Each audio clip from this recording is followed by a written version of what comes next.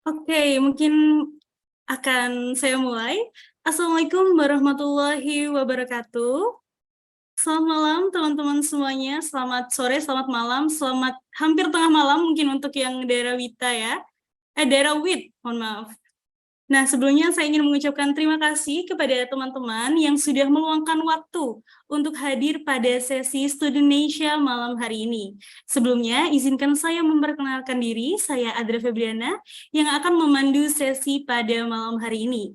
Sebagaimana yang sudah kami infokan sebelumnya di flyer, malam hari ini kita akan membahas salah satu hal yang sangat penting dalam persiapan beasiswa LPDP, yaitu seleksi substansi beasiswa LPDP. Nah, sebelumnya karena saya juga sudah tanya tadi ya, mungkin saya ingin mengucapkan selamat dulu kepada teman-teman yang sudah lolos ke tahap seleksi substansi beasiswa LPDP 2023. Tadi juga saya lihat sudah ada yang dapat jadwalnya ya, ada yang hari Rabu, hari Kamis. Nah, semoga setelah dari webinar ini bisa lancar nih untuk seleksi substansinya nih. Nah, untuk teman-teman yang belum atau mungkin baru akan mendaftar atau baru planning nih, it's okay, karena di sini kita akan membahas dan mengupas bersama terkait seleksi substansi beasiswa LPDP. Oke, dan malam hari ini tentunya saya tidak akan sendiri ya, karena kemarin di flare-nya juga sudah jelas, ada narasumber yang sangat amat spesial yang akan menemani kita pada malam hari ini. Pada tahu nggak nih siapa? Mungkin bisa dibantu ditulis di kolom chat nih, siapa nih narasumber kita pada malam hari ini? Jangan-jangan pada nggak tahu nih, daftar aja tapi nggak tahu nih siapa yang jadi narasumber kita malam hari ini. Boleh dong coba di chat.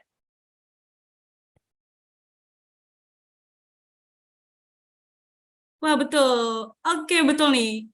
Udah tahu semua ya siapa narasumber kita pada malam hari ini.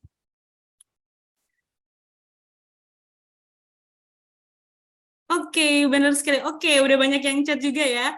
Oke, betul. Hari ini atau malam hari ini kita ditemani narasumber yang amat sangat spesial, yaitu Kak Muhammad Rizky Nugraha Darmanagara atau yang akrab disapa dengan Kak Deris. Nah, Kak Deris ini merupakan awardee beasiswa LPDP yang saat ini menempuh Master of Public Administration di Columbia University. Nah, sepertinya juga Kak Derisnya sudah hadir. Mungkin kita sapa dulu ya. Selamat malam, Kak Deris. Selamat malam, Kak Deris. Apakah sudah bisa terhubung? Halo, Assalamualaikum, selamat pagi. Oh iya, selamat pagi di Amerika ya, Kak ya. Iya, selamat pagi, gimana kabarnya? Alhamdulillah baik. Mungkin kabar teman-teman yang join di sini juga baik nih. Kak Deris, apa kabarnya, Kak? Kebetulan baru agak sembuh dikit, kemarin sempat dehidrasi sama GERD. Cuma sekarang udah lumayan, Oh, udah ada feeling better. Alhamdulillah. Semoga lekas semakin membaik ya, Kak ya. Amin, amin, amin, amin, amin. Gimana kabar yang teman-teman semuanya? Teman-teman, gimana kabarnya nih? Ditanya Kak Deris, mungkin bisa dijawab di kolom chat nih, teman-teman. Ya mungkin bisa jawab di kolom chat. Alhamdulillah sehat, baik. Alhamdulillah. Ini Baik, baik. gila ya, 200 orang ya, luar biasa loh. Alhamdulillah ya. Iya, alhamdulillah. Bahkan yang daftar sebenarnya 300 ya, Kak. Tapi mungkin sambil berjalan nanti bertambah nih angkanya nih, Kak. Mungkin ya, betul.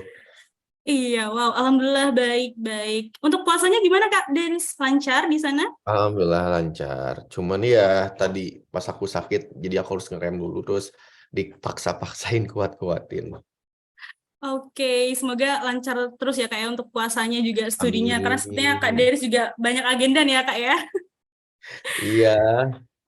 Oke, nah mungkin karena tadi saya dan Kak Deris udah perkenalan nih, nah mungkin boleh juga teman-teman perkenalan. Teman-teman asalnya dari Boleh nih. mana dan mau Boleh daftar coba. kemana ya, Kak, ya?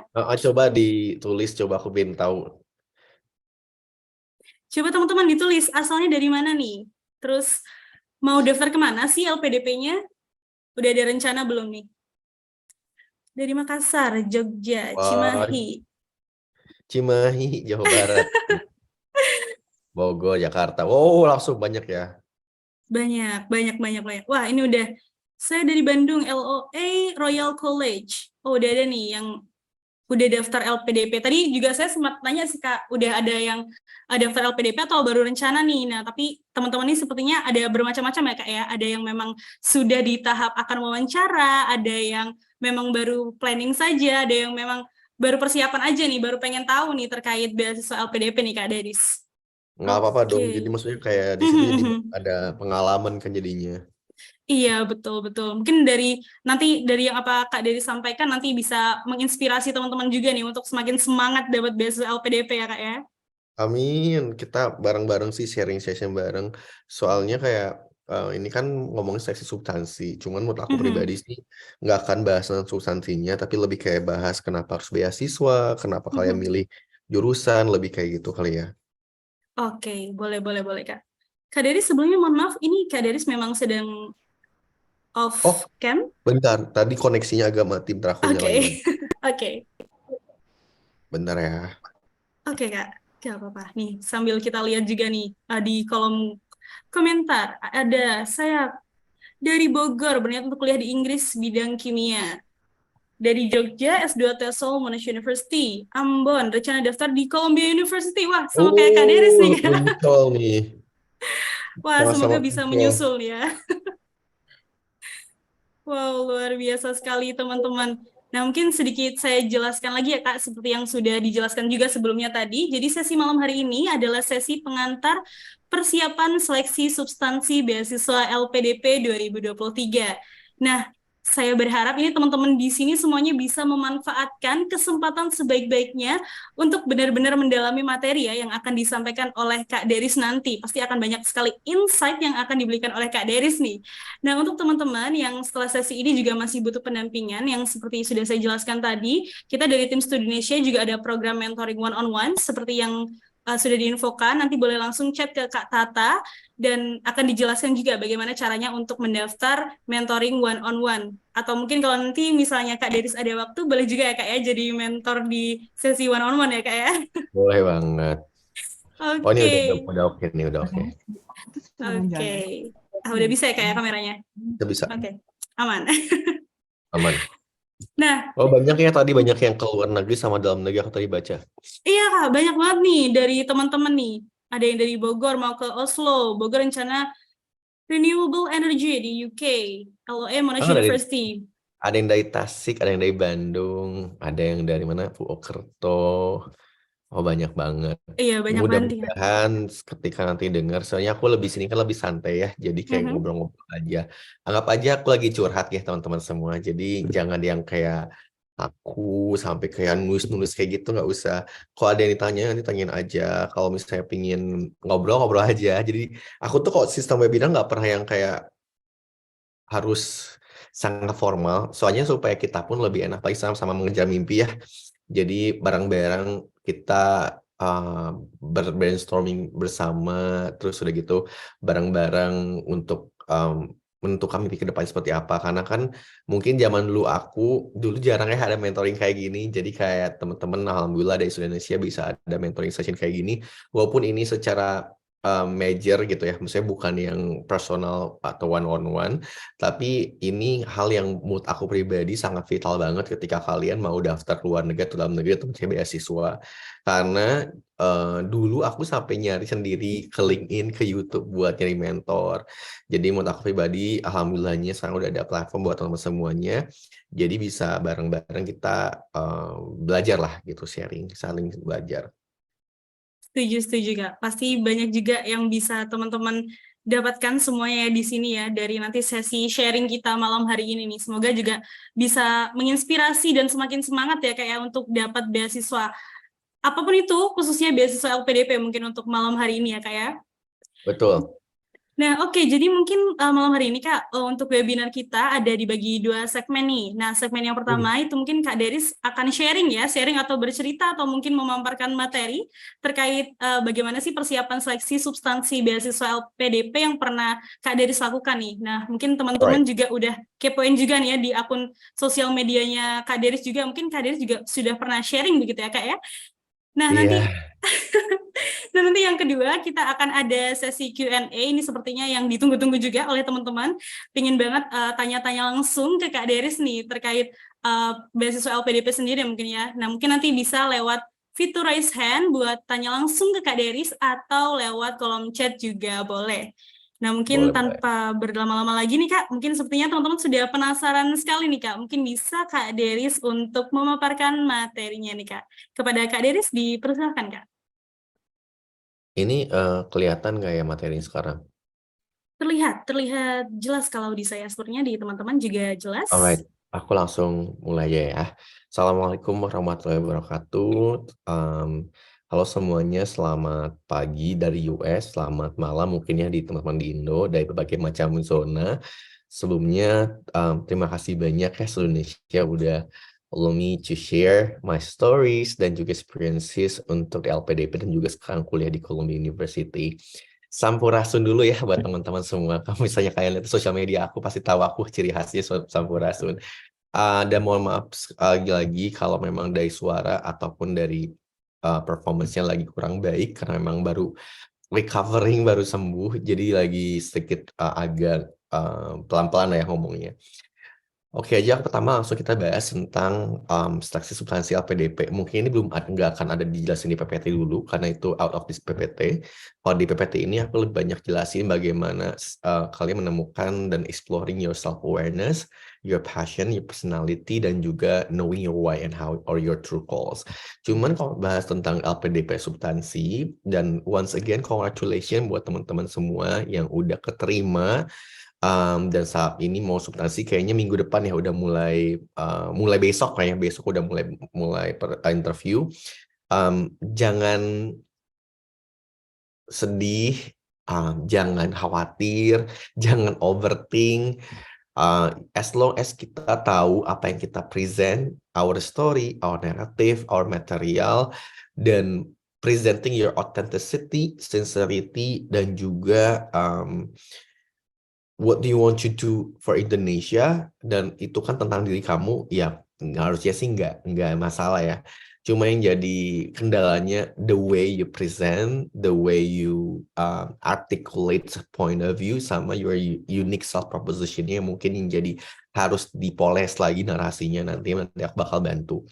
Terus bagi teman-teman mungkin yang belum daftar LPDP atau lagi studi persiapannya, semangat, masih ada jalan banyak banget dan timeline-nya pun nggak buru-buru ya. Maksudnya setiap orang pun punya timeline masing-masing, jangan pernah memikirkan bahwa ini hidup tuh kompetisi teman-teman. Jadi harus semuanya legowo, pelan-pelan fokus sama diri sendiri, fokus sama self growth dan juga personal development masing-masing. Di sini aku izinkan aku jadi salah seorang guide ya kan semuanya untuk meraih mimpi teman-teman semua. Nah, itu sih pembukaan dari LPDP substansinya sedikit demi sedikit.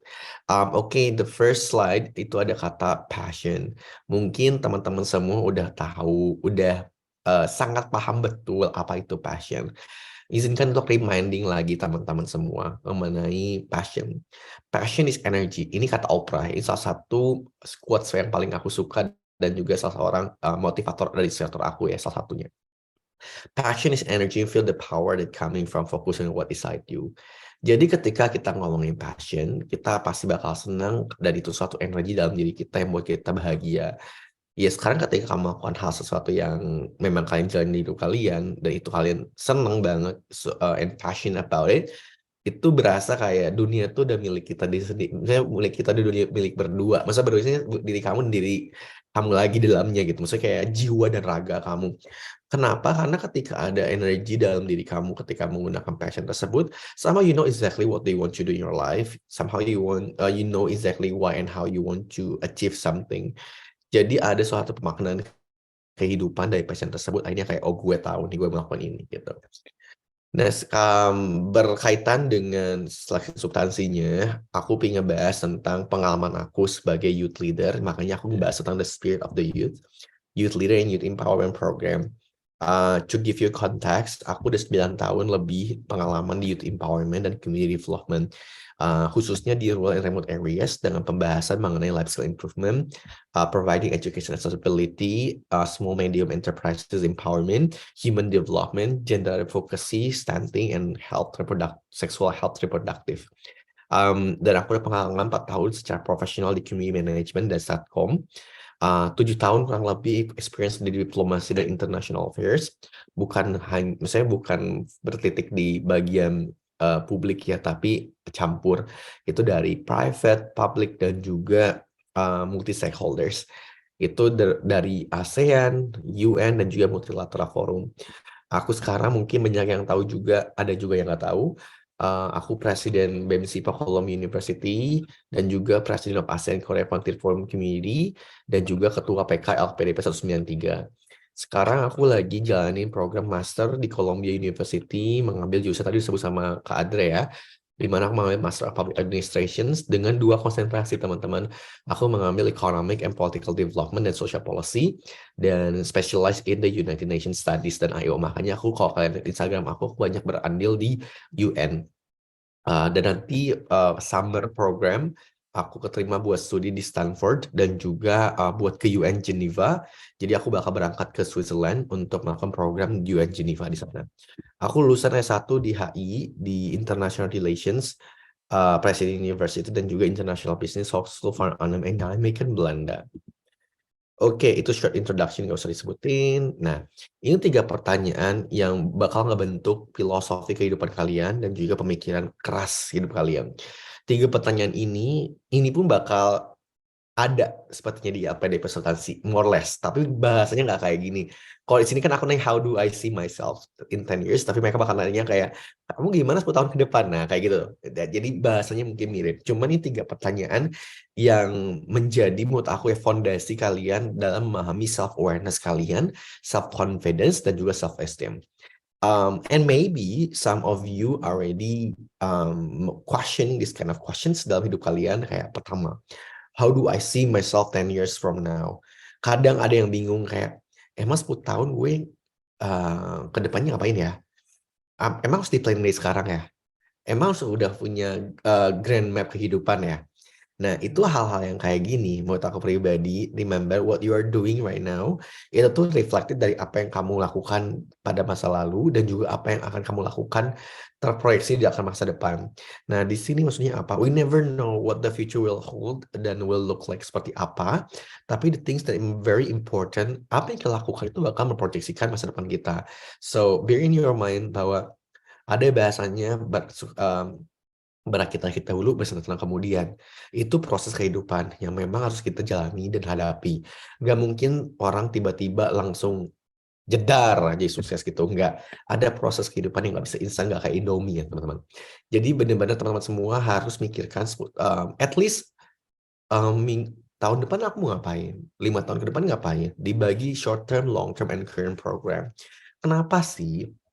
Itu membuat pikiran teman-teman semua di mana bahwa apa yang kita manifesting atau law of attraction dan manifest itu akan menjadi suatu target kehidupan kita yang berlandaskan why and how, kenapa dan bagaimana.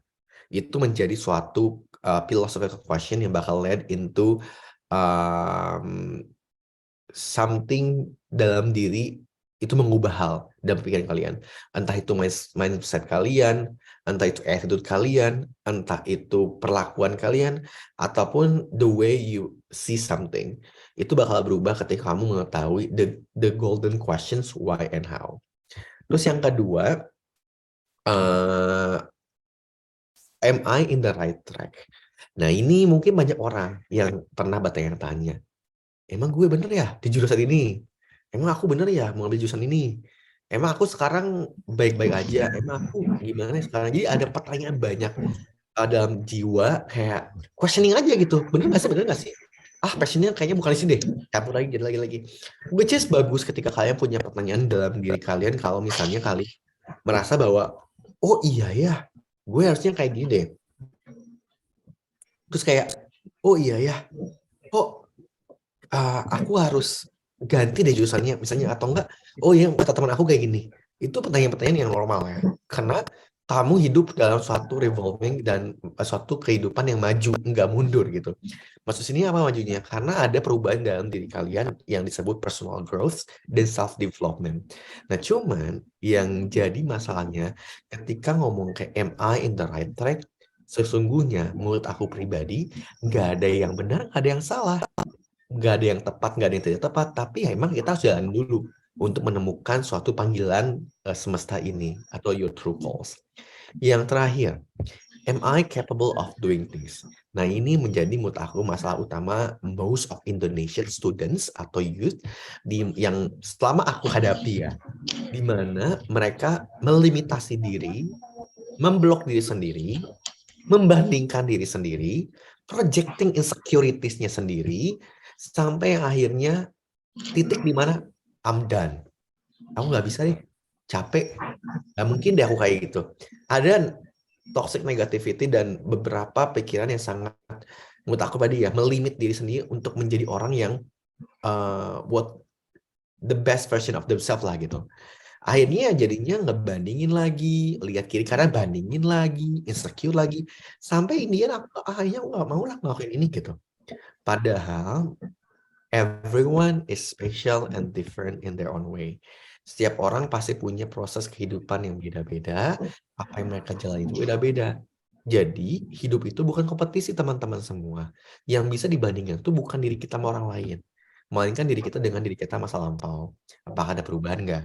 Apakah ada proses nggak kehidupannya? That's something yang kita harus lakuin. Maksudnya bandingkan. Bukan kayak kita bandingin diri kita sama orang lain. Which is kayak not apple to apple. Nah, sekarang dengan 3 pertanyaan ini, kalau ada yang masuk dalam hidup kalian, merasa bahwa, oh iya Kak Deris, ternyata aku pernah nih questioning pertanyaan ini dalam hidup aku. Bagus. Berarti kalian telah memikirkan hidup kalian. Kalian telah memikirkan bagaimana kalian ingin membentuk suatu rute kehidupan ke depannya dengan ya tadi jalannya kalian masing-masing. Kalau kalian sudah pernah menanyakan hal ini something yang harus kita discuss bareng-bareng 4 mata ya guys. Oke, nextnya kita tetap bahas tentang passion. Karena menurut aku passion ini menjadi suatu kekuatan dan fondasi utama mengapa kita ingin melakukan suatu hal. Dan kenapa akhirnya kalian agree on certain causes and advocacy untuk melakukan hal tersebut. Kata Kevin Hall, passion is a willingness to suffer for what you love. Bukan maksudnya bucin akhirnya kalian jadi cinta buta ya. Enggak, tapi lebih kayak apa yang kalian kerjakan, apa yang kalian korbankan, apa yang kalian perjuangkan, kalian kalau udah passionate, kalian suka terus-terusan. Waktu dikorbankan, misalnya kayak nggak kerasa aja udah 5 jam ngerjain sesuatu hal yang kalian suka. Atau nggak kerasa udah bertahun-tahun kalian sangat tekun dan telaten dalam menjalankan hal tersebut. Dan itu tuh bener-bener niatnya udah baik dan udah di dalam bawah alas sadar kayak, ya gue emang suka banget nih hal ini gitu. Ketika kalian suka HI diplomasi, udah aku suka banget diplomasi misalnya. Atau kalian pengen menjadi seorang misalnya seorang lawyer, gue pengen cari jadi lawyer, gue pengen jalanin semua hal yang berbau dengan lawyer.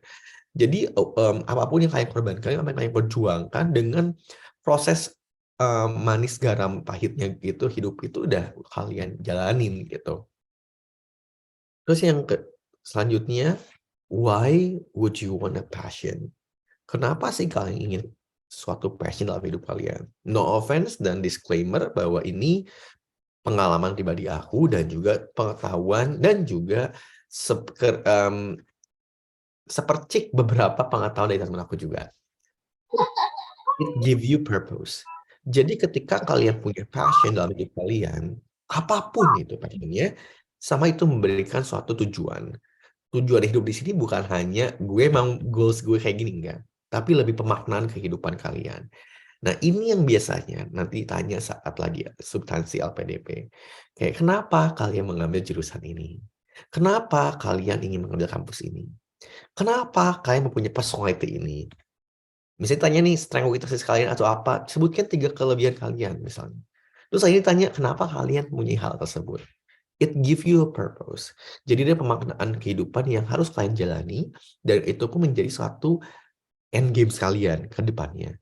Karena namanya passion nanti lebih kayak motor sebagai motivasi, dan akhirnya nanti ngebuka suatu agenda unlimited potential yang kalian bakal discover. Kedua, you're more passionate about the work you are doing. Nah, as I mentioned before, ketika kalian passionate, kalian tuh bakal sangat-sangat happy, nyantai, kalem, bergairah saat menjadi sesuatu hal. Ketika aku turun ke masyarakat, karena aku suka, it's my true cause, I passionate to go to remote areas, to provide educations, untuk datang memberikan advokasi misalnya, memberikan edukasi, mentoring, itu anak aku passionate. Makanya, hal itu membuat aku satu gambaran kehidupan bahwa, oh iya, this is my true goals, gitu. You're willing go above beyond the Call of Duty atau COD. Bukan COD Shopee atau COD games ya teman-teman, tapi lebih sini Call of Duty teman-teman. Maksudnya apa? Kalian dalam hidup ini udah ada namanya assignment dalam kehidupan. Bukan assignment tugas kampus, tapi assignment dalam kehidupan nyata. Tapi apa sih tugas tersebut? Baik lagi, true call, end game, why and how. Emang bisa langsung dapat? Enggak juga. Setiap orang pasti menemukan momentumnya terlebih dahulu untuk menemukan dan mencari tahu tentang your true purposes of your life. Nggak bisa tiba-tiba kalian umur 15 tahun langsung jadi, mungkin aja bisa. Tapi kalau memang dia udah menemukan momentumnya. Tapi kalau saya belum menemukan momentumnya, ya nggak apa-apa. Mungkin bisa umur 20, 30. Makanya ada bahasa quarter life crisis, after 30 crisis, dan sebagainya. Karena itu proses kehidupan yang emang nggak bisa disamakan dengan orang lain, dan nggak bisa dibandingkan. Nah, di sini aku mau sedikit menceritakan tentang why and how when the universe calls. Kenapa sih dan bagaimana? Ini panggilan alam. Nah, di sini aku ingin menjelaskan dan sedikit cerita tentang kenapa akhirnya aku sangat aktif banget secara konsisten menjadi youth leader untuk pengembangan komunitas dan pemberdayaan pemuda lebih dari 10 tahun. Satu. Kedua, aku ingin juga memberikan values dan perspektif aku. Kenapa akhirnya aku menjadikan studi S2 di public policy gitu ya, atau international affairs, dan akhirnya di Columbia. Dan yang terakhir, bagaimana kontribusi aku dan pemaknaan hidup aku ke depannya. Oke. Kalau kalian lihat dari gambar ini, bagaimana perspektif kalian? Coba di chat. Atau mungkin ada yang mau audio.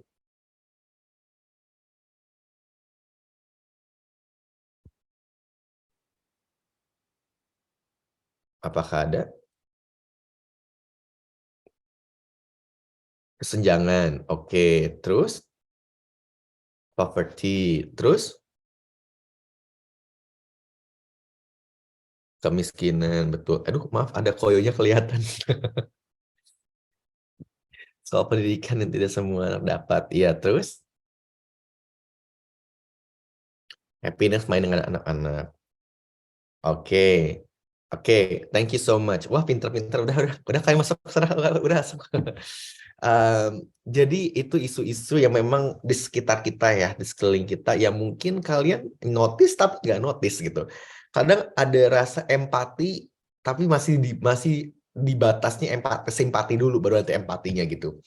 Nah, sebenarnya ini singkat cerita, dan mungkin bagi orang yang tahu juga aku bagaimana melakukan pengalaman ini. Aku udah aktif di pemberdayaan pemuda dan community development dari tahun 2013. Yaps, dari aku zaman SMA. Tergabung di Paguyuban Mojen Jejaka Ciamis dan juga Forum Generasi Berencana dan BKKBN, dan juga nantinya di Forum Anak Bekerja Sama Berkolaborasi.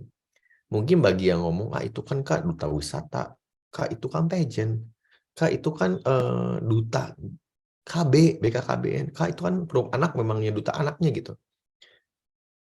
You mention it, gak apa-apa. Yang penting apa? Adanya involvement dan juga kontribusi dan pembelajaran diri saat kalian menemukan platform yang tepat buat kalian untuk berkembang dan give not only building your life, tapi giving others people's life gitu. Nah, pertama kali aku terjun langsung ke masyarakat, malah diperkenalkan dari platform tersebut, yaitu Paguyuban Mojen Jejaka Ciamis dan juga Forum Generasi Berencana. Di sana aku datang ke masyarakat yang awalnya memberikan advokasi dan edukasi mengenai pariwisata awalnya, pariwisata dulu. Lalu berkembang menjadi education access. Jadi volunteer teacher, ngajar anak-anak di saung-saung, terus datang ke posyandu, ngobrol-ngobrol sharing-sharing, belajar banyak dengan berbagai macam lapisan masyarakat, datang akhirnya mentoring untuk UMKM, datang juga ini advokasi mengenai bagaimana kita meningkatkan potensi wisata daerah dan ekonomi development, meranjak lagi langsung ke life skill improvement, bagaimana meningkatkan berbagai macam skill, kehidupan soft skill dan juga hard skill. Bayangin, aku masih SMA saat itu dan saat itu pun masih banyak pengalaman yang aku juga learning by doing ya gitu. Tapi aku di situ bukan masalah besar kecilnya, tapi lebih kayak apa yang kita bisa berikan ya kita Oh, dia miliki kan pada orang. hilang ya 2 juta. Gitu.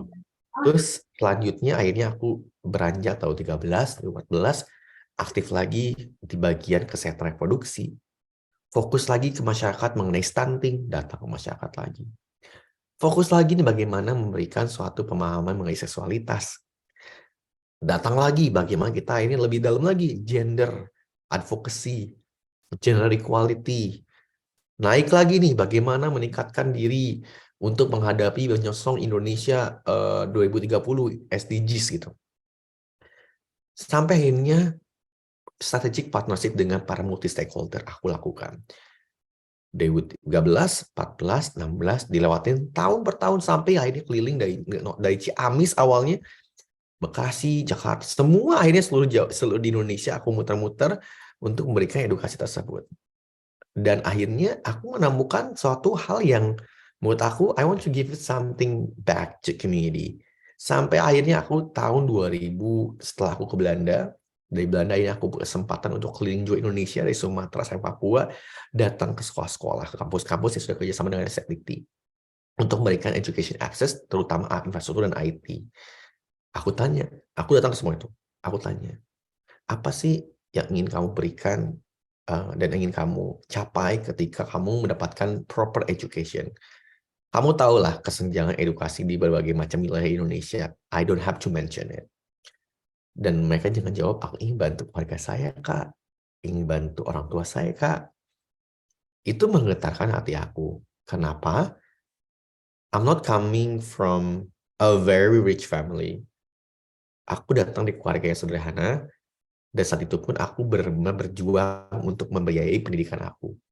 Jadi, at the same time, aku melihat bahwa kita sama from disadvantage economic background secara privilege, karena yang privilege itu bukan artinya hanya ekonomi doang, banyak. Tapi aku mendapatkan privilege lain, yaitu bisa dapatkan international exposure, menjadi mahasiswa, berpendidikan.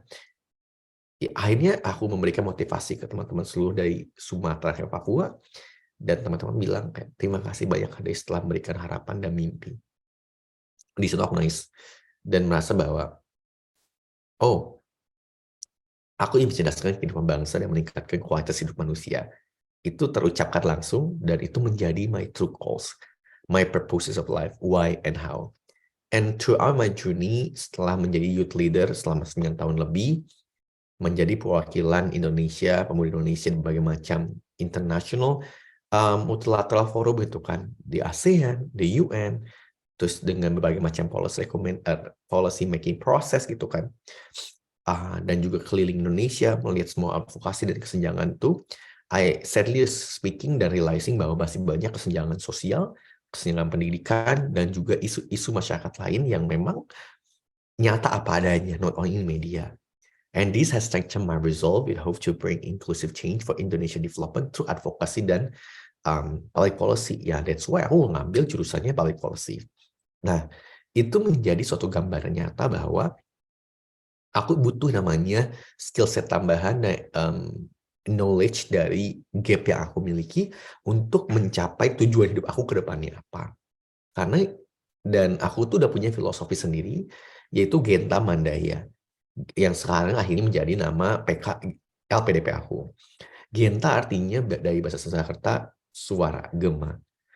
Bell, lonceng. Mandaya artinya moving heaven to earth atau empowerment. Berarti kalau diartikan bahwa I want to echo the voices of the people dengan cara pemberdayaan mereka melalui berbagai macam aktivitas dan juga program. Aku udah jalanin ini 9 tahun gitu ya, program-programnya, salah satunya dengan education transformation, social change, community development, dan juga youth empowerment. Dan di situ, ketika kalian terjun langsung ke masyarakat, terbentuklah namanya empati. Empati is beyond than sympathy. Empati itu merasa bahwa kalian bisa trying to understand your head in someone else's shoes, dan memberikan call to action untuk membantu dalam suatu aksi nyata. Kita nggak bisa bilang I understand you unless you've been there in that position. Jadi dengan sepak terjang aku lalui, dan ingat banget bahwa dulu, ini singkat cerita aja teman-teman semua, dulu aku nggak keterima SNMPTN, SBMPTN, dan SIMA UI. Dulu dengan background aku secara akademik nomor 1, UN tertinggi, juara umum, dan banyak lomba dan sebagainya. Tapi memang udah takdir Tuhan ya. Allah udah mempunyai rencana lain yang memang lebih baik lagi buat aku, dan itu yang aku harus jalanin. Dan itu pun aku masih harus kayak ini gimana. Dan tapi aku yakin dan berprasangka baik pada hal tersebut. Sampai akhirnya baru sadar bahwa keluarga pun udah tidak, ekonomi sudah tidak jalan. Mungkin kalau dibandingin sekarang ya jauh lah. Sekarang alhamdulillah berkecukupan semuanya, dari kakak-kakak udah maju semua. Zaman 10 tahun yang lalu, itu benar-benar yang aku nih, di mana oke, aku dapat beasiswa ke Presiden University gratis dan di HI. Gimana caranya aku kuliah di sana, dan aku dikasih biaya sama mama tuh dulu sama papa, itu uang patungan dari semua kakak-kakak aku untuk biaya perharinya cukup gede alhamdulillahnya. Zaman dulu disebut 50.000. Tapi kalian tahu di Bekasi, Cikarang, Jakarta udah sekali makan juga berapa. Dan aku kan ada aktivitas lain, program lain yang bisa aku lakukan. Itu pun mama almarhum tuh nggak ngasihnya langsung, itu per hari. Kalau misalnya malam itu nggak datang uang nih, berarti aku nggak makan dong, gitu. Tapi alhamdulillah banyak teman-teman aku yang baik untuk selalu bantu aku. Lalu saat itu gimana caranya untuk menghidupi aku saat itu? Ya udah, aku akhirnya bekerja keras part time. Jadi MLM, buka bisnis sana sini, mentoring, MC wedding, agen asuransi, wedding singer, terus part time marketers, ikut lomba sampai dapat duit gitu kan, tutoring. Biar apa? Biar bisa menghidupi kehidupan aku saat itu. Dan itu aku nggak bilang ke orang tua. Sampai akhirnya aku dapatkan beasiswa ke Belanda, tapi nggak ada biaya hidupnya. Dia cuma beasiswa pendidikan doang. Apakah aku terus jadi nggak berangkat?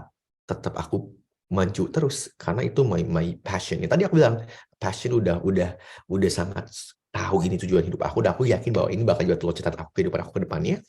Aku sampai akhirnya cari cara untuk nyari CSR, kementerian-kementerian, intinya singkat cerita dari kementerian semuanya nggak dapet, dan akhirnya nggak bohong ke orang tua dan keluarga, minta tolong untuk setidaknya ada uang buat berangkat aja, untuk naik pesawat dan juga uang 1 bulan. Dengan modalkan berbohong ke orang tua dan keluarga, dan aku bilang, udah semua udah di prepare. Padahal pas sampai Belanda sebenarnya aku nggak ada rumah, aku nggak ada uang pun nggak punya ya saat itu. Terus kerja belum ada dan kuliah belum mulai. Tapi alhamdulillah aku punya teman di sana. Akhirnya aku 2 minggu nginep di lantai teman aku. Selama nginep 2 minggu, akhirnya aku dapat nih kerja tapi beda kota. Itu yang berjarak kurang lebih kalau PP 50 km. Terus uang tinggal aku pegang cuma 6 juta untuk aku hidup sampai setahun di sana. Gimana aku di sana hidupnya? Akhirnya aku dapat sepeda gratis dari tetangga, dan aku dapat rumah di rooftop kecil banget. Itu cuma kayak gini, kayak Cinderella chimney. Terus si jendelanya tuh kayak udah rusak gitu. Jadi kalau misalnya salju masuk turun, dan aku cuma sepetak gitulah, satu kasur yang memang lantai udah beres, nggak ada apa lagi. Itu kayak di atas gitu. Dia gimana supaya murah kan? Dapat yang murah, dan akhirnya aku naik sepeda bolak-balik selama 50 km. Jadi sekali berangkat 2,5 jam nyubuh. Itu pun belum lagi aku sambil kuliah. Sampai akhirnya aku nggak bilang ke orang tua dan nggak minta spesial pun ke keluarga saat aku di sana. Karena apa? Ingin memaknai kehidupan tadi, dan juga mencari proses perjuangan hidup tuh kayak gini. Sampai akhirnya pas di Belanda pun mencari tahu lagi apa yang ingin aku gali, self-awareness aku. Terus akhirnya aku menemukan filosofi kehidupan, oh ternyata mengapresiasi, trying to understand something itu seperti ini. Sampai akhirnya aku mendapatkan kesempatan menjadi speaker di TED Talk di Belanda, dan juga pulang ke Indonesia untuk menjadi youth symposium, youth leader, dan mewakili Indonesia berbagai macam kegiatan gitu. Dan di situ yang menurut aku teman-teman semua, saat itu pun aku berjuang, ya aku bilang ya, pas alhamdulillah di Indonesia juga masih platform buat kayak mentoring, Zamannya aku pas itu mentoring nggak bisa, aku nggak ada sama sekali bantuan, aku nggak ada link ke sana sini. Akhirnya aku cari di LinkedIn, di YouTube, nyari alumni-alumni Columbia, Harvard, Cambridge semuanya, sampai akhirnya minta tolong mereka dengan baik-baik, approach satu persatu, jemput satu-satu. Alhamdulillah dibantu sama mereka. Jadi banyak dibantu orang. Jadi di sini kayak aku jadi orang sekarang tuh banyak dibantu orang-orang. And this time for me to give it back to community. Sampai saat berjuang, saat mimpi pun, orang tua lagi kita berjuang mimpinya. Saat itu titik rendah di mana mama meninggal. Jadi hari itu tuh tahun 2020 malamnya aku masih ngobrol sama mama, paginya udah nggak ada, tiba-tiba disuruh ke Ciamis dari Jakarta ke Ciamis, udah koma. Dan di situ aku udah firasat bahwa udah gimana ya, maksudnya udah gimana, aku pegang tangannya karena aku punya janji bahwa pengen membacakan Al-Quran, sampai aku bacain Yasin sampai ayat terakhir, dan disitulah hembusan nafas saya mama aku di tangan aku. Di saat kalian lagi berjuang untuk mencari mimpi kalian, tapi ada aja tuh ujian terberat dalam hidup dari Tuhan. Tapi ketika udah jalan itu ya kalian harus lebih sabar ya, makin sabar. Nah, dari semua tersebut akhirnya aku merasa bahwa banyak motivasi diri dan kehidupan yang aku dapatkan. Dan terakhir mungkin filosofi dari Sunda ya, aku kan datang dari Sunda ya, filosofi itu yaitu sili asa, sili asi, sili asu, dan semuanya ada itu kesema. Itu yang selalu aku bawa juga dari kecil sampai sekarang, di mana nurturing, loving, and taking care of each other. Jangan lihat, pandang bulu deh, kalau emang mau berbuat baik, sharing kebaikan, be humble, dan terus berusaha untuk memberikan positivity pada sekelilingnya. Akhirnya ada 4 poin yang tadi aku mungkin lihat dari cerita yang aku sebutkan. Leadership quality, bagaimana kalian memanage diri sendiri dan juga orang lain, bagaimana kalian memberikan dampak pada sekitar kalian. Empathy tadi aku sebutin, motivation, passion aku udah disebutin. Nah sekarang ketika ngomongin passion, self-awareness gitu, apa sih yang kita bisa dapatkan? Yang pertama, tentukan dulu siapa diri kalian. Ini menjelaskan tentang your unique value proposition, be authentic, be sincere, dan yang terakhir menurut aku pribadi, yaitu harus yang namanya mengerti apa arti dari self-awareness. Self-awareness means we try our best to explore our true strength, weaknesses, opportunity, and threat. Di mana itu bakal ada alasan bahwa kamu tahu ngomong kayak gini, I know exactly what I want. Karena kamu tahu diri kamu sejauh dan sedalam apa. Karena yang tahu tentang diri kamu sendiri. Terus yang kedua, akhirnya lead to self-confidence. Self-confidence means bukan berarti gue pede, enggak. Tapi lebih kayak ketika lu buka dunia ini, gak ada yang namanya inferior atau superior. Semuanya sama. Berjuang untuk mendapatkan yang terbaik, menjadi the best version of themselves. As I mentioned, everyone is special and different in their own way. Yang terakhir namanya self-esteem. Akhirnya kalian yakin dalam diri sendiri dan tidak ada perbandingan dengan orang lain. Makanya tentukanlah apa yang kalian accomplish, goals kalian itu apa. Oke. Tadi know yourself, do something that you like most, akhirnya kamu bakal unlock your potential and always believe in yourself. Out lagi tahap aku nggak usah sebutin lagi, itu wajib aku dulu. Nah tadi ada beberapa poin juga yang aku sebutin, self-awareness, self-propositions, authenticity, sincerity, impact, and contribution. Nah teman-teman semua, pertanyaan-pertanyaan nanti lagi substansi LPDP, more or less, kalau kalian tadi dengerin, tapi bukan cuma dengerin ya, lebih kayak menyimak di balik semua values cerita yang aku sebutkan, itu bakal terbentuklah perspektif bahwa ini namanya beasiswa atau LPDP dan lainnya. Mereka memang mencari orang-orang yang jelas ingin melakukan suatu perubahan, kontribusi buat bangsa dan berniat itu sendiri. Ada yang memang sedang memulai atau baru mulai atau yang udah melakukan sesuatu hal tersebut. Tapi mungkin salah satu yang menjadi kesamaan yaitu values integritas, di mana kita ingin memberikan kontribusi yang nyata dengan jalannya kita masing-masing tahu bahwa kita membawa diri kita untuk memberikan perubahan.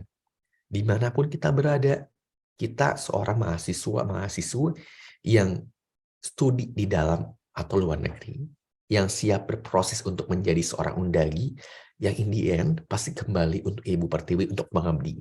Gitu. Itu menjadi suatu values yang menurut aku pentingnya. Dan ketika nanti substansi LPDP, be authentic. Jangan jadi orang yang fake.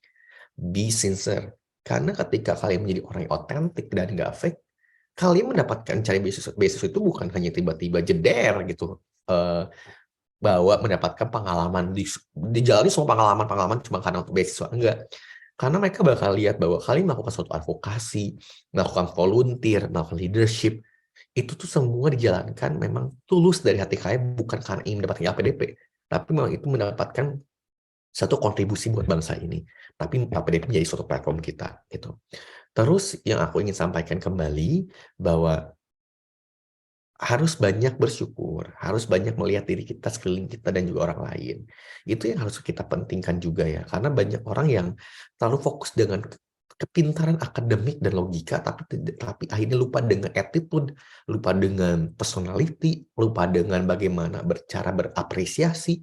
Itu yang harus kita pikirkan baik-baik. Karena yang namanya suatu insan yang menurut aku great atau hebat, insan yang memiliki EQ, IQ, dan juga pemikiran yang baik juga ya. Jadi dalam hatinya, personalitinya, jiwanya, spiritualnya, pemikiran itu nyampe, emosionalnya gitu. Itu yang harus kalian ingatkan baik-baik juga. So, ada question mungkin nanti ditanya, how do you live? Terus, what will you do in your life? Itu pertanyaan-pertanyaan yang memang gambaran. 3 questions aja dari aku yang memang menjadi basic foundation. Tell me, please introduce yourself. Di sini bukan berarti kalian cuman, hi, my name is Deris, I'm from Ciamis, misalnya lulusan dari HI, nggak kayak gitu. Bangun story kalian dari identify showing your uniqueness, your values, baru kalian langsung memberikan suatu masalah, ada apa masalahnya, dan cari suatu solusi versi kalian dengan segala pengalaman yang kalian sudah alami dan lalui. Dan akhirnya apa kontribusi apa dan impact apa yang kalian lakukan. Itu dalam suatu introduction. Karena menurut aku pribadi, kan setiap interview beda-beda ya. Ada yang memang suka short, ada yang suka long introduction. Tapi ingat teman-teman, tidak ada yang pernah mengset waktu bahwa kalian tuh cuma punya waktu 2 menit untuk introduction, nggak ada. Ketika introduction, just tell them, tell your story, tell your narrative yang memang bisa inspire people, dan bukan harus yang grande kok, tapi lebih kayak be authentic and be sincere. Terus yang aku ingin sampaikan lagi saat introduction pun, dengan sopan santun, attitude-nya keluarin. Aku pas lagi interview pertama kali, ketika tanya, please tell me yourself, introduce yourself, why you want to go to Columbia, what do you want to study, and why LPDP. Itu satu pertanyaan satu. Tapi aku jawab dari aku perkenalan sampai aku membawa values tadi ya, sili asa, sili asi, sili aso, mengenai histori keluarga aku, sampai akhirnya aku membawa kayak visi misi aku ke depannya dan bagaimana perjuangan aku. Boleh namanya show off. Tapi bukan show off di sini, bukan show off yang kayak gue juara ini enggak. Tapi lebih kayak ketika kalian memberikan suatu statement bahwa aku aktif selama 9 tahun dalam pemberdayaan pemuda ini. Nah, di situ kalian supported by the ideas bahwa karena dengan tergabungnya ini, akhirnya aku bisa mendapatkan ini dan bisa memberikan kontribusi ini. Jadi adanya pembuktian dari statement tersebut. Maksudnya kayak ada real yang bisa dilihat bahwa oh emang benar anak ini real. Kalau di anak debat itu ada AREL, Assertion, Reasoning, Elaboration, and Link Back. Itu harus menjadi suatu argumen yang selalu menjadi narasi kita.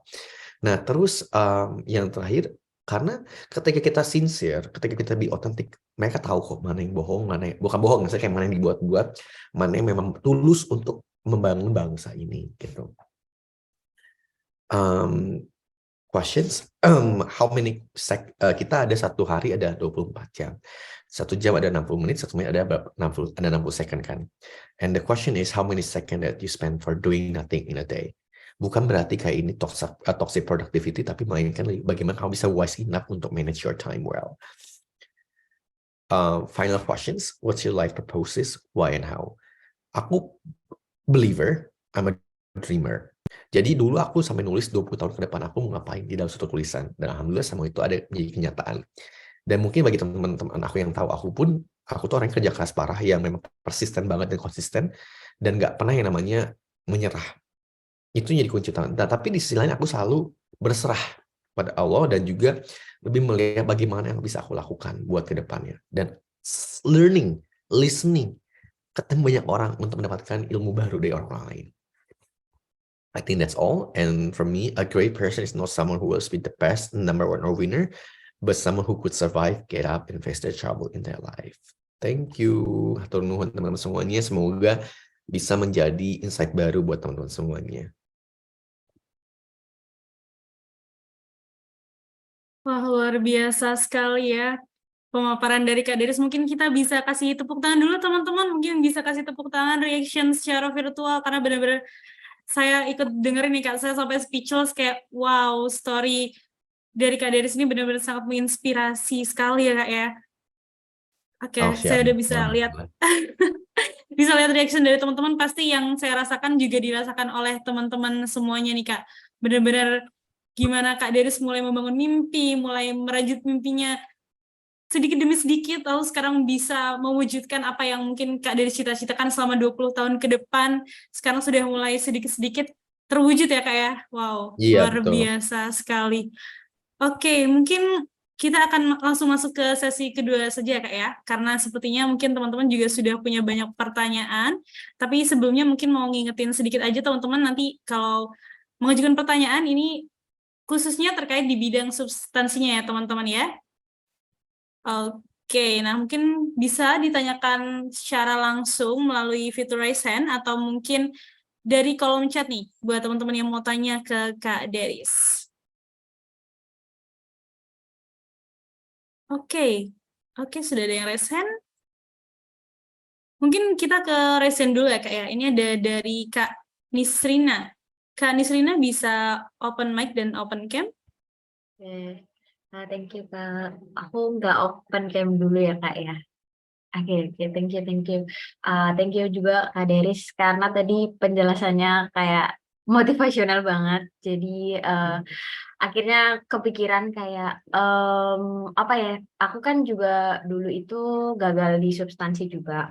Nah, dari yang diomongin Kak Deris itu kayak jadi kepikiran apa dulu aku tuh kayak terlalu ya tadi nggak tulus mungkin ya. Aku akhirnya jadi mikir apakah memang apakah lebih baik kita tuh menjelaskannya gimana ya? Kalau yang dari Kak Deris itu kan banyak story tentang oh aku pengennya gini, oh aku niatnya gini. Atau apakah lebih kayak ke story kita kayak gitu atau lebih kayak ke kita nanti kalau ditanya itu lebih kayak ke apa ya? Kayak menjelaskan secara teknik gitu loh kayak kayak cara teknis kayak oh aku maunya kayak gini. Nah, ini cara-caranya gini. Jadi kayak kayak gimana ya? Ya mungkin Paham, paham, gitu paham, sih. paham. Ya mungkin gitu sih Kak. Jadinya kepikirannya gitu. Thank you Kak Deris. Sama-sama. Semangat ya Nisrina buat next-nya. Bismillah, namanya Thank rencana you Kak. Tuhan pasti benar-benar luar biasa lah. Nanti kalau misalnya kamu, bukan berarti kamu gagal, tapi ada kesempatan lain bakal diberikan oleh Allah buat kamu. Cuman yang menurut aku pribadi, kan namanya di LPDP itu nggak ada award yang standar gitu. Maksudnya kayak nggak ada standar, kalau award itu harus kayak gini nggak ada sebenarnya. Dan tidak ada suatu yang memang jadi pakem bawaan LPDP itu atau enggak LPDP mencari orang seperti ini, enggak ada. Cuman yang menurut aku pribadi sampaikan tadi, kalau misalnya kamu memang tipikal orang yang aku storyteller ya orangnya ya. Tapi di balik storyteller itu aku memberikan suatu fakta-fakta dan itu tergantung pertanyaannya seperti apa.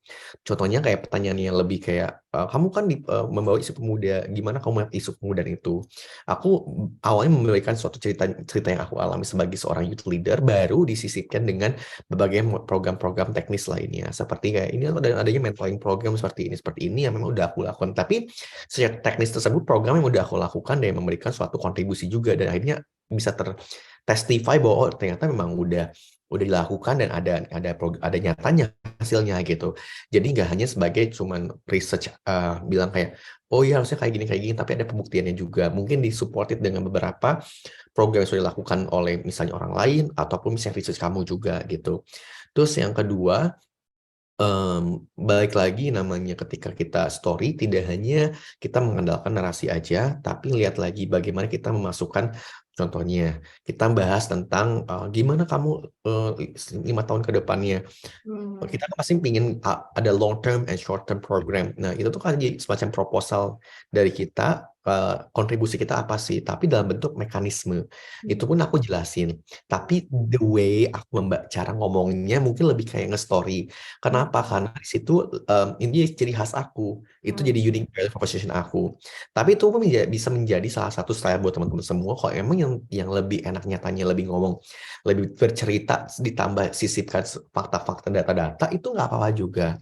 Atau emang harus yang pakem, yang nyusun kayak gini, itu kayak gini-gini tipikal yang sangat akademis banget, itu pun tidak apa-apa. Yang penting memang itu sesuai dengan authenticity kamu. Makanya aku bilang, be sincere dan juga be authentic. Dan kalau emang kamu itu apa adanya seperti itu, ya nggak apa-apa. Tapi the way, cara approach-nya itu yang harus menurut aku pribadi ya, bisa ditambah atau di-change dikit-dikit. Contohnya kayak, mungkin kitanya nggak tahu yang lebih kekeh, nggak tahu lebih yang kayak sangat-sangat, oh harus kayak gini, enggak. Tapi lebih kayak supportive, diplomatic, dan juga approachable dan persuasif gitu. Oke. Mungkin ini sambil tanya juga ya Kak, nggak apa-apa kan Kak? Nggak apa-apa. Kalau Kakak kan kalau storytelling itu kan jadi lebih kayak menggugah emosi orang kan. Orang gitu jadi kayak, tertarik, apa namanya, tahu kayak dari situ gimana. Cuman kan ketika kita ada momen di mana yang kita ajak ngomong itu bukan orang yang expert di bidang yang kita mau tuju. Kayak semisal Kakak kan HI, terus tapi wawancaranya orang teknik. Yang apa Kakak lakukan itu mungkin nggak relate bagi dia. Nah, menurut Kakak, maksudnya kalau kita dengan storytelling itu bisa menjawab gap itu nggak? Karena kalau ke teknis, misalnya kita pakai tadi metode yang teknis ya kayak, iya saya maunya bangun ini, bikin ini, kontribusi di sini. Tapi orang itu kan bukan orang HI, jadi kayak nggak bisa relate gitu terhadap apa yang kita mau. Maksudnya mungkin Kakak ada insight di situ mungkin juga. Jadi kalau misalnya kayak gitu, bener aja. Maksudnya kayak aku bilang, kita kan nggak tahu dia siapa ya. Ketika kita bertanya pun, kita nggak tahu dan siapa yang kita hadapin, apakah dosen yang memang sesuai dengan program kita atau enggaknya gitu kan. Tapi yang paling jelas bahwa kita nggak boleh mengasumsi bahwa semua orang tuh tahu apa yang kita lakukan. Kita nggak boleh asumsi bahwa semua orang tuh bakal jelas, misalnya kayak bakal tahu kegiatan itu namanya apa, istilahnya apa. Maka dari itu, storytelling yang aku bawa itu tidak hanya untuk membuat orang tertarik atau untuk emosional, bukan. Tapi lebih kayak the way. Jadi kayak style cara ngomong aku yang lebih storytelling. Tapi secara substansi, aku jelasin per data dan per programnya. Ketika kamu tadi bilang gimana orang yang teknis yang misalnya bahas tentang gimana pemetaan lokasi misalnya, atau misalnya buat satu biodesi kayak gini-gini, kamu jelasin ya sejelas-jelasnya tapi dengan karakter kamu dan pembawaan diri yang memang tadi persuasif. Makanya aku bilang bukan menjadi harus yang menjadi storyteller, tapi the way, approach kamu yang memang membawa komunikasi. Makanya itu communication skills jadinya. Jadi kalau misalnya, kan kita nggak bisa assume bahwa orang itu pasti ngerti deh apa yang kita omongin, kayak gitu kan. Ya kita nggak bisa assume juga orang itu bakal tahu apa yang kita omongin juga. Makanya kayak common ground-nya, kita nggak pernah assume siapa itu audiensnya, tapi kita lihat nih target, kita harus lebih fleksibel juga. Kalau orang yang kayak gini, karena ini nggak tahu ya, menurut pengalaman aku, rata-rata kita tuh tahu materinya apa, substansinya apa, tapi in the end, apa yang kita sampaikan mungkin tidak bisa tersampaikan dengan tepat apa yang kita inginkan. Balik lagi, interpretasi, public speaking, how your message can be informed, dan juga well delivered ke orang tersebut. Makanya tadi artikulasi dan communication skill-nya kalian. Ada bahasa di mana orang Indonesia itu pintar-pintar nih. Sangat pintar secara akademik dan juga substansi. Tapi the way to articulate the communication itu yang perlu terus diasah kembali. Oke, menarik. Thank you ya Kak ya. Sama-sama. Terima kasih juga Kak Nisrina untuk pertanyaannya. Mungkin kita nanti 3 raise hand, terus kita beralih ke 3 pertanyaan yang di kolom chat ya Kak ya. Soalnya yang di chat ternyata juga banyak sekali yang mau bertanya nih. Jadi kita ke raise hand dulu lagi. Ada Kak Sofi dari Yatna. Mungkin bisa open mic dan open cam Kak. Ya, halo, Assalamualaikum. Waalaikumsalam. Ya, mohon maaf ya, saya juga belum bisa on cam. Jadi kalau pertanyaan saya berhubungan dengan substansialnya itu lebih ke ini sih, lebih ke psychological effect. Jadi satu kali saya pernah melakukan mock interview, dan di situ pokoknya intinya hasil dari mock interview itu memberikan efek unworthy kepada diri saya sendiri. Jadi seberapa pun passionate saya, seberapa passionate pun saya mendeliver apa yang ingin saya sampaikan gitu, apa yang saya sampaikan waktu itu gitu. Itu pada akhirnya di hasilnya in the end tuh saya jadi feel unworthy of my own passion gitu, karena mungkin dari faktor eksternal tuh dilihatnya, oh oke, kamu passionate tapi kayaknya belum passion kamu belum pantas untuk maksudnya bukan belum worthy untuk direalisasikan bersama kami gitu. Itu yang saya alami. Nah, Kak Deris pernah mengalami feeling semacam itu nggak? Terus how to overcome it gitu untuk kita akhirnya balik lagi ke confidence of our own passion gitu, Kak.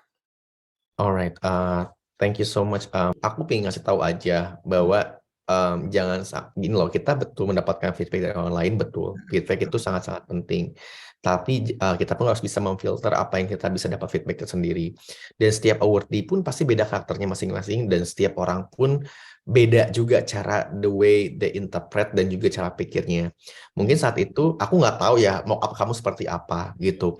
Cuman just be sure bahwa gak ada yang namanya unworthy dalam diri kita, bahwa everyone is special and different their own way, dan kamu tuh harus punya namanya self-worth, karena itu paling penting. Jangan merasa bahwa kamu tuh tidak bisa merealisasikan mimpi kamu, passion kamu.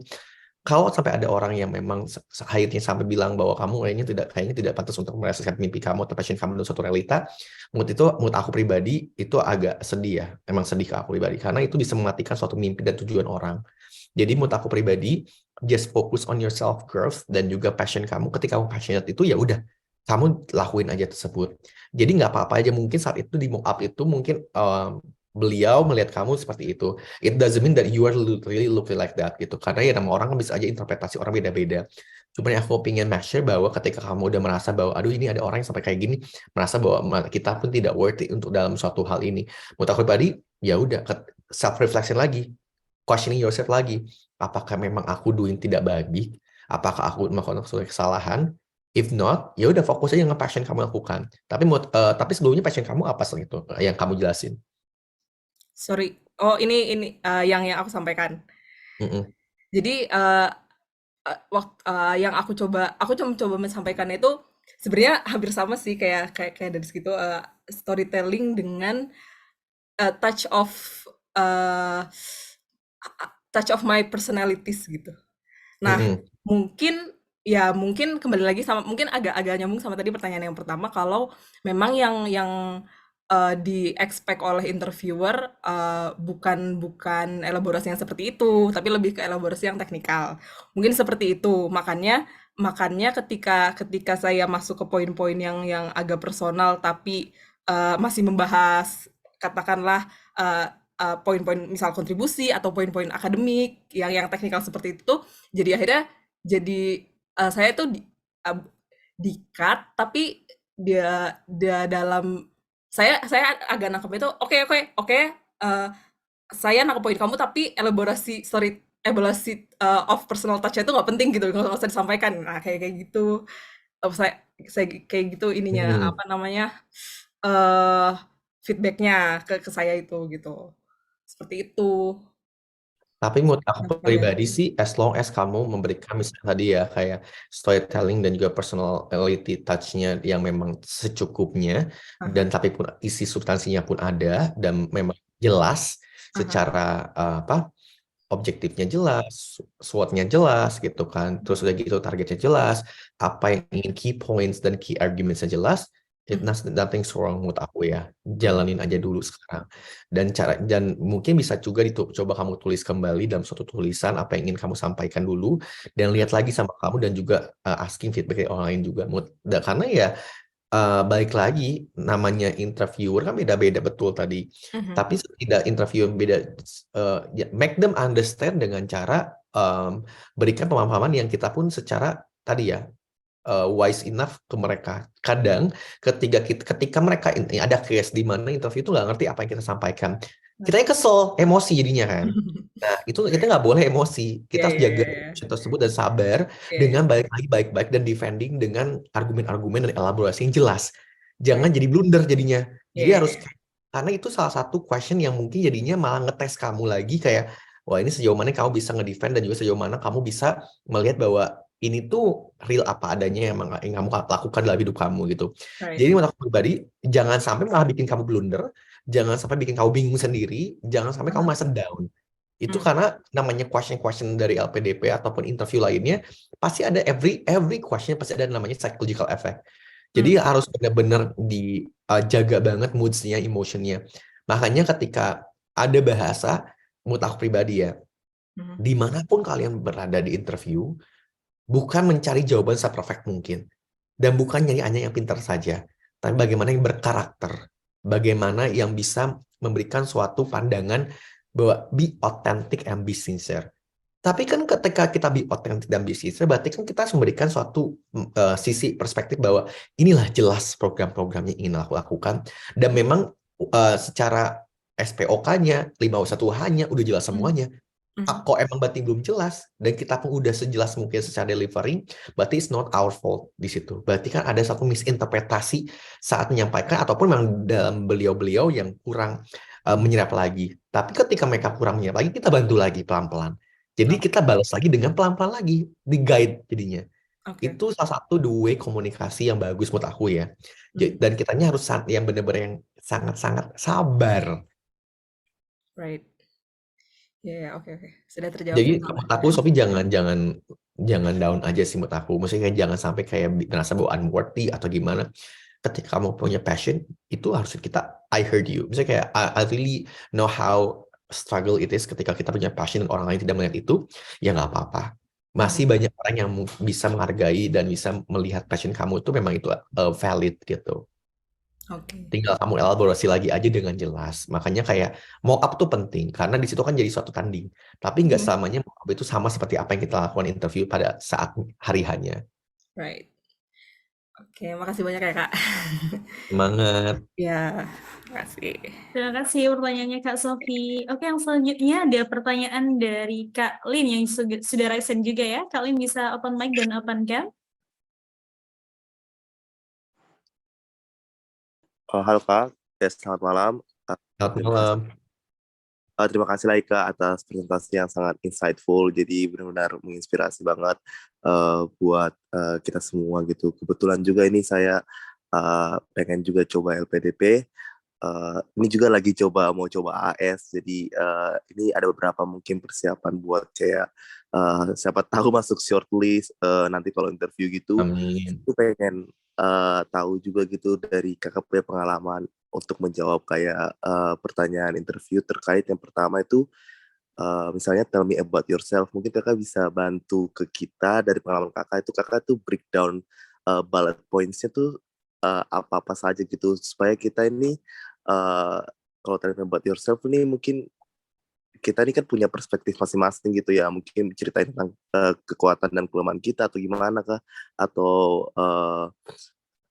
impact atau kontribusi atau project yang kita udah jalani atau gimana. Takutnya kan ada butuh waktu juga ya, jadi tidak terlalu panjang. Terus yang kedua, kalau misalnya ada pertanyaan juga tentang kenapa beasiswa ini atau LPDP harus milih kamu, kira-kira dari kakak sendiri, kakak bakal jawabnya bagaimana ketika gue itu tentang tell me about yourself dan kenapa beasiswa ini memilih kamu. Terima kasih Kak. Oke, thank you so much. Mungkin aku breakdown satu-satu kali ya pertanyaannya. Kalian bisa lihat juga ya bentuk di aku ya. Bisa.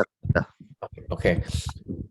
Sebenarnya nggak ada yang punya standar introduction kayak gimana, tapi ini introduction versi aku. Jadi yang pertama pasti opening statement ya. Opening statement di sini aku memang benar-benar membawa culture aku pribadi. Aku dari kata sapaan sampai akhirnya bilang dia tadi yang sampurasun dan sangat kalau bahasa Sunda itu someah ya, maksudnya kayak emang aku benar-benar membawa diri aku sebagai anak Sunda, putra Sunda, dan karena aku itu values yang aku diajarkan dari zaman dulu kala. Dan kemanapun aku berada sampai aku di internasional pun aku tetap kayak gitu, nggak berubah. Jadi otentisitas aku di opening statement aku. Lalu di opening statement baru aku akhirnya introduction tentang diri kamu, termasuk sekarang misalnya sekarang termasuk asal dari mana, short cultural history, atau personal, atau family, atau family values, lalu short intro tentang edukasi kamu, educational background kamu, current situation kamu, what dan role-nya. Terus yang terakhir pas itu aku sebutin yaitu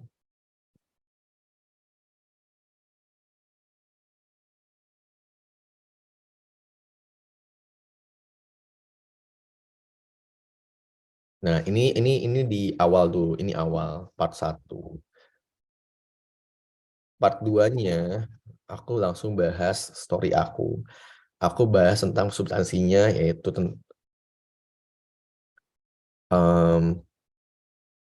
aku bilang bahwa since 2013 kalau keaktifan aku dalam youth empowerment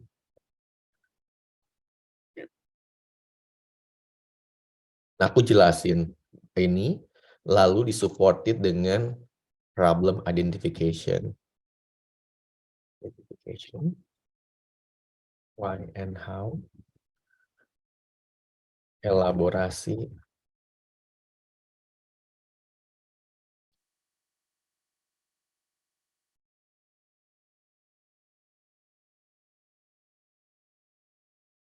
terus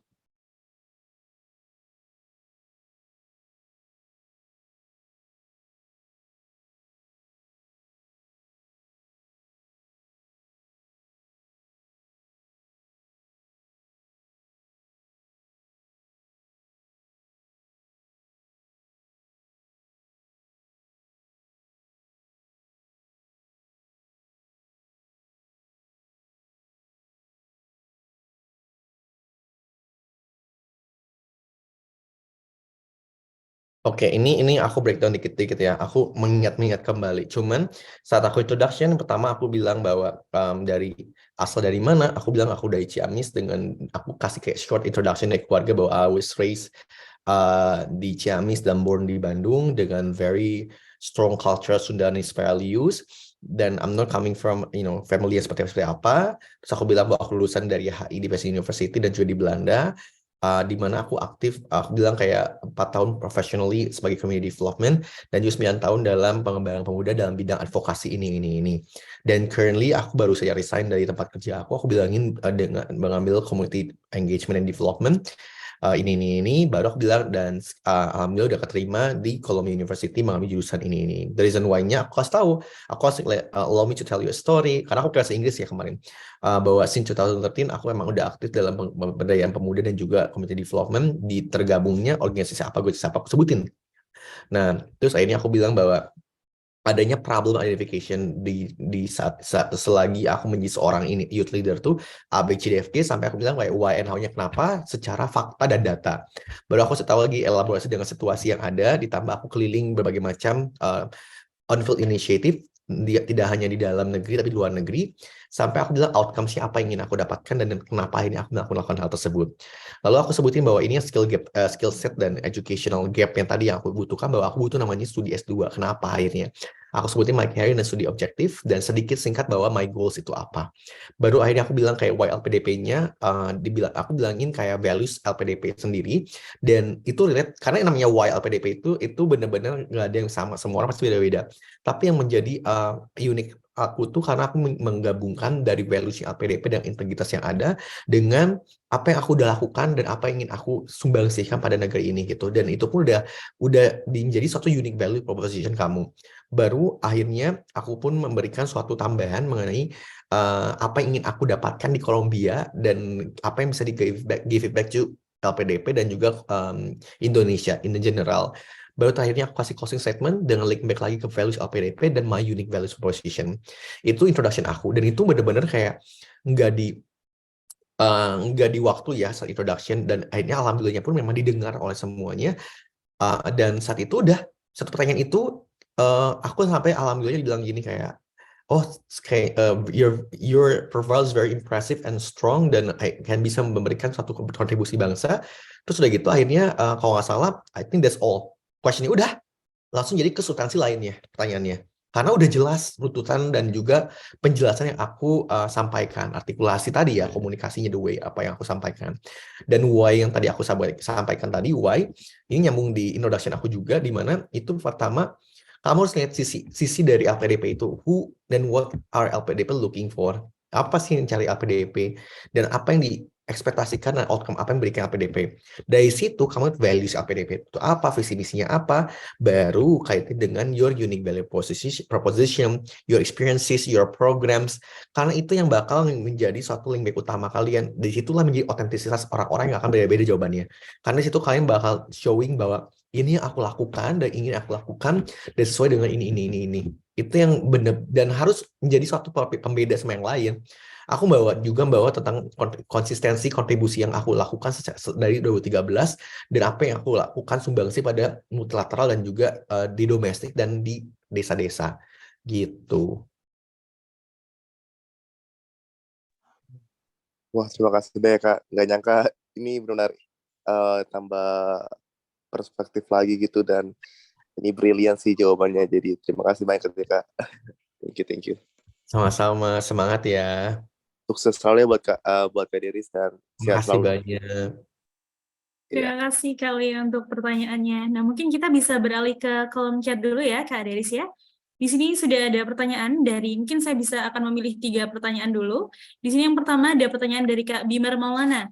Mungkin akan mudah ya Kak untuk kita menjelaskan apa kelebihan kita. Nah, tapi Kak Bimar di sini bertanya, bagaimana cara kita menjawab pertanyaan apa kekuranganmu? Mungkin bisa dijawab Kak Deris?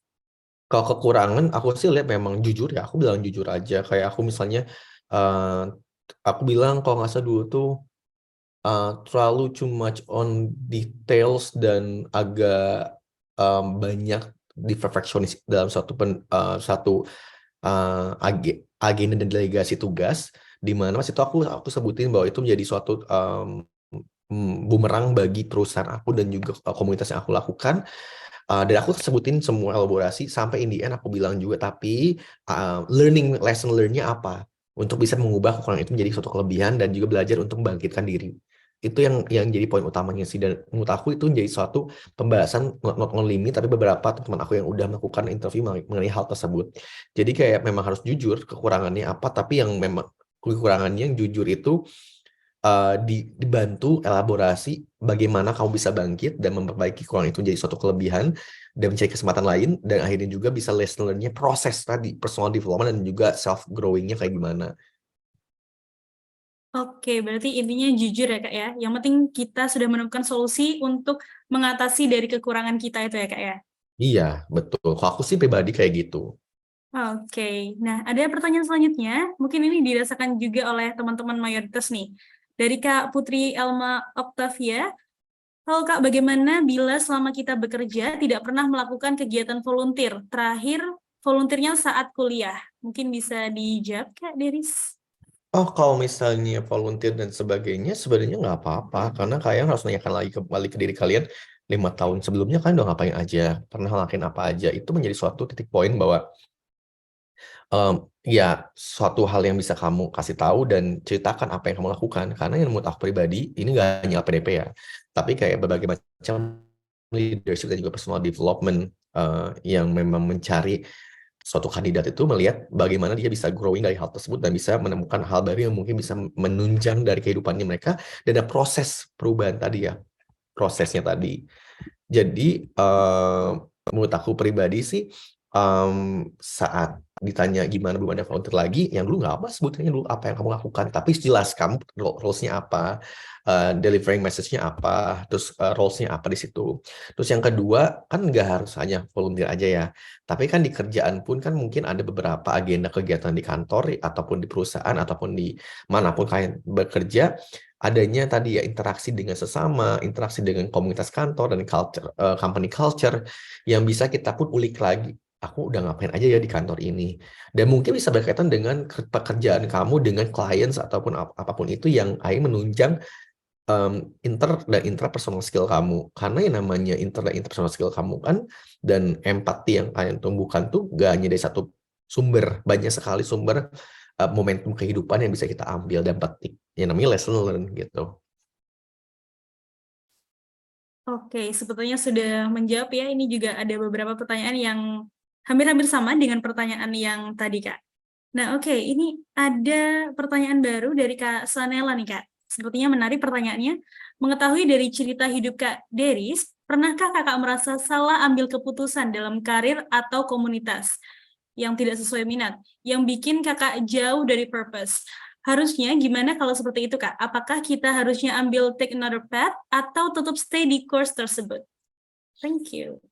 Kalau aku sih nggak pernah menyesali apa yang sudah terjadi dalam hidup ini, malah aku bersyukur karena setiap rute kehidupan aku udah dibentuk sama Tuhan dan memang itu yang aku harus pelajari satu persatu dan itu membuat aku lebih kuat dan lebih memahami mana yang tadi self awareness tadi yang aku tahu.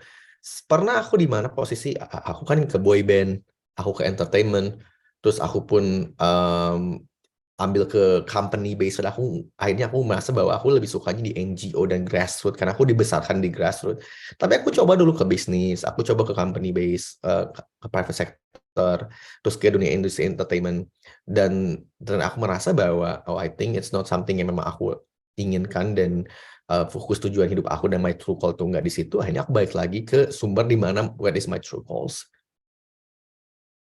It is okay to step back and it is okay merasa bahwa kita perlu pelan-pelan untuk mencari kehidupan itu. Tapi jangan sampai kayak merasa bahwa itu salah mengambil keputusan karena nggak ada yang salah, nggak ada yang benar menurut aku pribadi ya secara rasional. Kenapa? Karena namanya kehidupan dan filosofi itu perjuangan, proses itu maju dan itu nggak bisa kayak bilang oh gue salah. Terus kalau emang kamu salah nanti ibarat kata if kamu nggak ambil itu kamu bakal kayak gimana? We never know. Jadi itulah ya pembelajaran hidup yang akhirnya kamu tahu lebih sharpening your ideas dan interest kamu kemana. Oke, luar biasa. Sangat menjawab sekali, Kak, untuk pertanyaan ini. Oke, Kak Deris, ini sepertinya banyak sekali pertanyaan yang masuk dari teman-teman ya, yang resen juga masih ada. Ini Kak Deris mau jawab semua atau gimana nih, Kak? Mungkin boleh satu lagi kali ya. Satu Nanti lagi. kalau ada apa-apa pertanyaan boleh bisa DM aku atau mungkin dari Indonesia bisa dikirimkan lagi ke aku, nanti aku bantu jawab.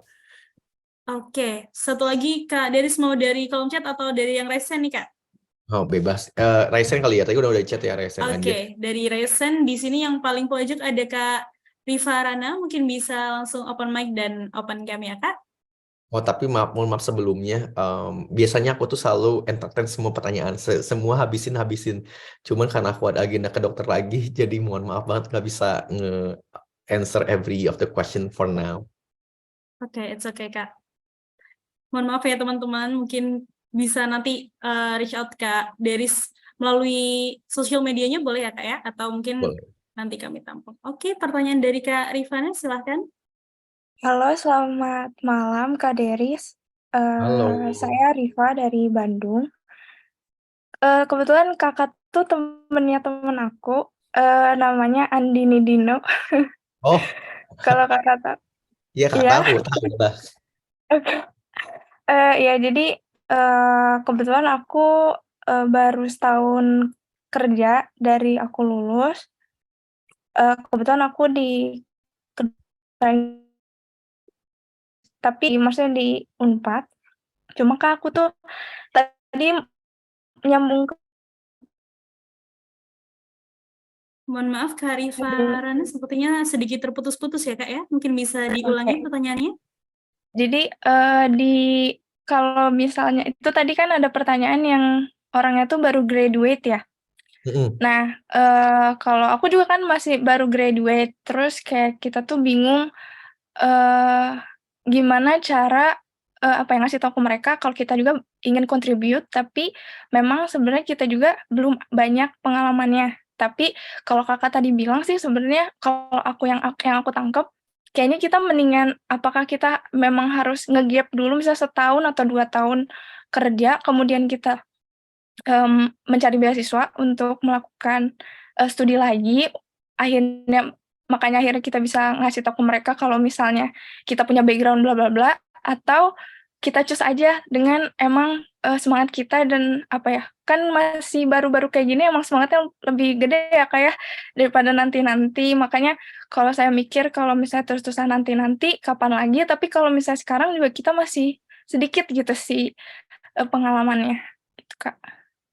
Oke, thank you, semangat buat Rifana. Menurut aku sih nggak ada yang salah, nggak ada yang benar. Kalau misalnya kamu ngambil langsung cus, misalnya tadi bilang cus, ya udah nggak apa-apa. Banyak kok teman-teman aku yang baru banget fresh grad yang alhamdulillah keterima PDP juga banyak.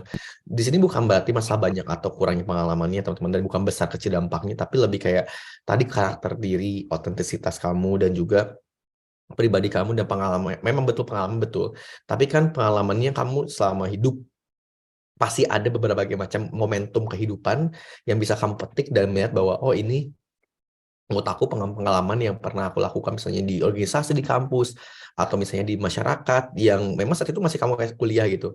Terus udah gitu kamu lihat lagi bagaimana kamu bisa melihat studi kamu. Makanya ada namanya career dan student study objective, di mana itu bisa melihat apa skill set ataupun education gap yang bisa kamu ambil dan kamu isi dengan hal tersebut gitu. Makanya menurut aku pribadi sih jangan sampai malah punya anggapan udah gap lu aja biar dapat LPDP, nggak kayak gitu. Karena LPDP pun kita bener-bener tujuannya kan memang udah pure emang berkontribusi ya. Jadi bukan karena gue berkontribusi karena LPDP, enggak, tapi kamu berkontribusi buat bangsa ini melalui LPDP bisa jadi platformnya gitu. Jadi kalau misalnya kamu ada pengalaman misalnya di kampus atau di SMA pun nggak apa-apa, atau volunteer juga, itu kan salah satu bagian dari pengalaman kehidupan gitu. Dan itu namanya pengalaman tuh nggak bisa kita bandingin sama orang lain, dan nggak bisa kita ukur kayak orang ini lebih berpengalaman. Enggak sih, menurut aku pribadi ya, jujur gitu. Soalnya itu kan personal development, human development dan juga personal growth yang nggak bisa kita bandingin sama orang lain. Dan timeline kehidupan dan proses kehidupan orang tuh beda-beda juga gitu. Ya, sama sedikit lagi aja, Kak, kan aku tuh pernah dengar ya katanya ada pertanyaan kayak gini nih, "Kenapa, kamu pengennya pakai beasiswa, kenapa nggak biaya sendiri?" Itu kalau misalnya kita ditanyain gitu, kita ngomong jujur aja gitu, karena emang misalnya emang kalau di aku kan, aku nggak enak sama orang tua harus lagi, minta uang padahal kemarin udah studi sampai 6 tahun gitu kan, kayak nggak mau lagi ngebebanin orang tua, kayak gitu kita ngomongnya kayak gimana ya, Kak? Kalau misalnya tentang biaya, sebenarnya itu bukan berarti kita bilang bahwa ya emang pasti butuh, yang biaya pasti kita butuh ya. Cuman kamu lebih kayak memberikan penjelasan dengan pembutuhan biaya finansial yang sangat, misalnya fasilitas yang diberikan oleh pemberi beasiswa ya gitu kan. Kamu lebih memberikan this is something yang I want to contribute yang aku lakukan. Jadi di situ lebih kayak memberikan penjelasan bagaimana kamu telah melakukan pengabdian dan apa yang kamu sudah lakukan, dan akhirnya mereka itu worth bahwa mereka bisa invest. Itu sama aja pertanyaan kayak gini, kenapa kita harus invest di diri kamu sebagai human capital? Karena human capital education itu kan takes some time.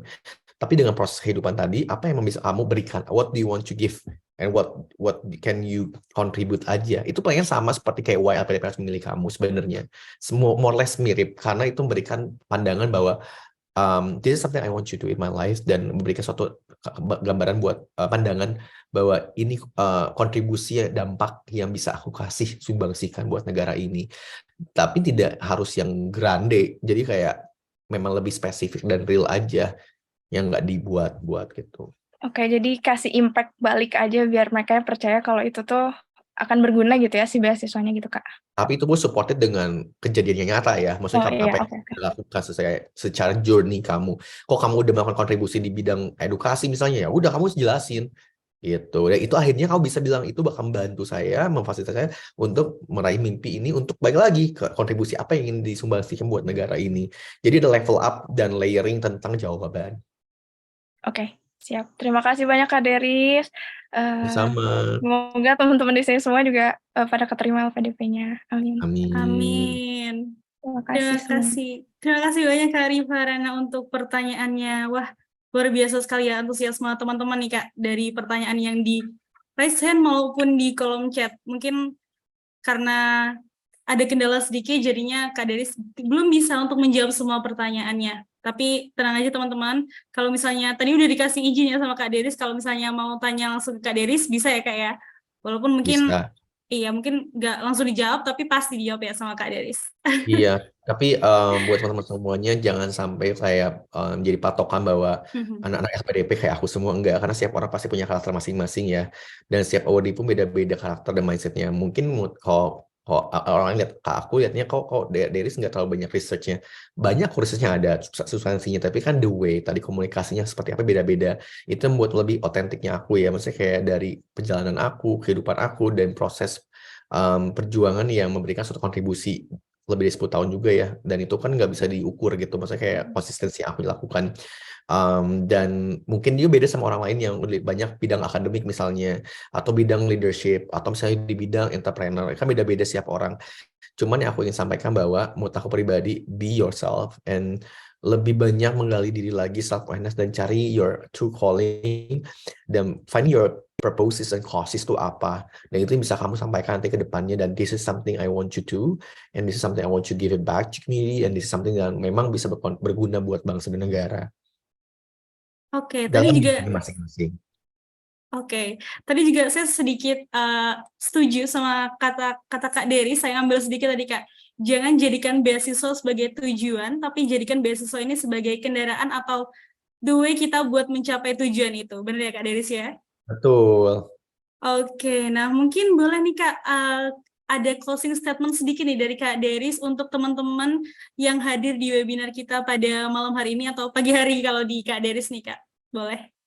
Untuk closing Buat statement. teman-teman semuanya, terima kasih banyak yang udah menyimak. Mungkin ada pro kontra, that's really okay dalam suatu pembelajaran, tapi ini guys safe place buat kita untuk learning and growing together. Yang ada yang baiknya diambil, mungkin yang tidak sependapat tidak apa-apa. Cuman yang aku sampaikan bahwa ketika kalian punya mimpi, make it happen. Kalian punya passion, do whatever you like. Dan ketika kalian merasa bahwa kok gini ya hidup ini, kok belum gini ya, tenanglah, namanya proses kehidupan itu memang panjang dan banyak rintangannya. Tuhan memberikan banyak ujian bagi kalian karena Tuhan tahu bahwa kalian tuh bisa mengalami hal tersebut. Dan di sini bagian bagaimana kamu bisa melawan diri kalian sendiri. Berperang tuh bukan sama orang lain, tapi dengan diri kalian sendiri. Terus jadilah suatu gelas yang bisa menampung orang-orang. Maksudnya kayak banyak pembelajaran dan feedback dari orang lain. Kalian lihat, oh iya. Jangan sampai kayak mentah-mentah menolak suatu hal pembelajaran, atau misalnya kok kayak gini gitu, beda-beda pendapatnya. That's really okay. Apalagi ketika teman-teman semua yang udah sampai 10 kali 10 atau 8 atau 5 kali interview mock up misalnya, itu kan pasti banyak orang-orang yang memberikan feedback bagi kalian, dan bahwa itu bagus kalau misalnya banyak kita melakukan mock up, tapi jangan sampai bahwa kita merasa jadi disregarded atau merasa seperti apa, malah yang harus jadi poin di mana bahwa you have your own perspective yang memang mungkin tadi pro and cons tadi yang mungkin tidak bisa disamakan orang lain, tapi just being you, be authentic and be sincere. Finding your true purposes, why and how is very important, karena disitulah kalian menunjukkan bahwa this is something I want to do in my life, and this is something I want to contribute dengan suatu hal itu. Dan always be true to yourself and listen to other people and look around you gitu, look your surroundings. Banyak bersyukur, banyak perjuangan yang harus kamu lakukan, dan banyak berdoa. Itu yang paling penting. Tenang ketika nanti interview, buat teman-teman semua semangat. Besok Senin udah mulai interview. Tenangin aja, jangan merasa terbebani. Kalau beban nanti malah kita stuck. Terus jangan emosi juga ketika nanti lagi pertanyaan, karena itu salah satu poin ya, menurut aku pribadi, salah satu pendapat dari beberapa teman-teman di sana LPDP dan juga interview lainnya, ketika control emotion saat lagi interview itu sangat-sangat important, the way, karena nanti bisa mempengaruhi the way we look, the way we judge, the way we articulate our ideas, dan the way we speak up on some things gitu.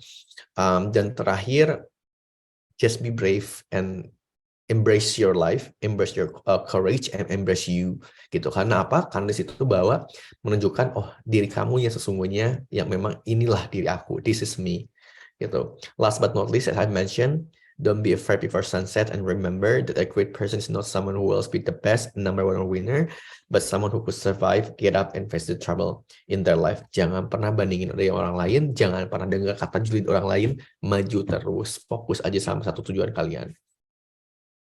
Wah, luar biasa sekali ya memang closing statement dari Kak.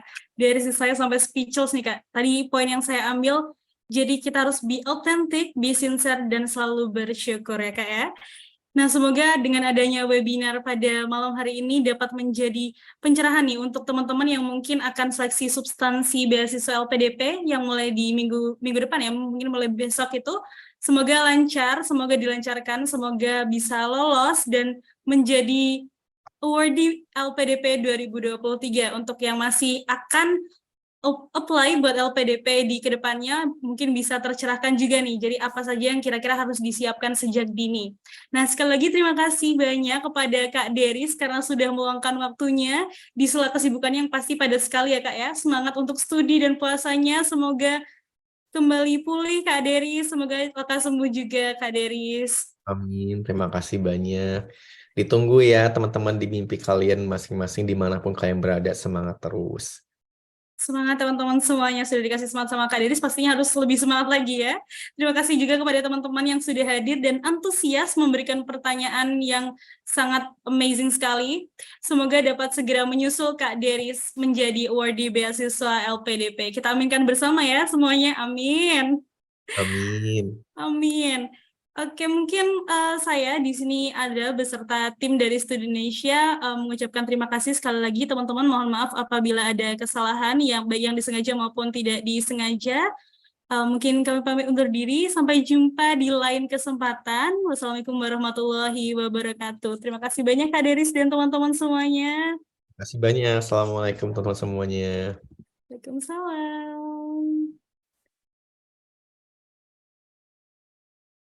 Terima kasih teman-teman semuanya. Nanti hasil recordnya akan di-share ya.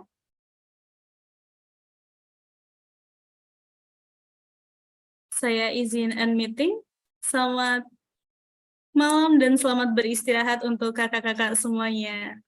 See you in another program. Bye.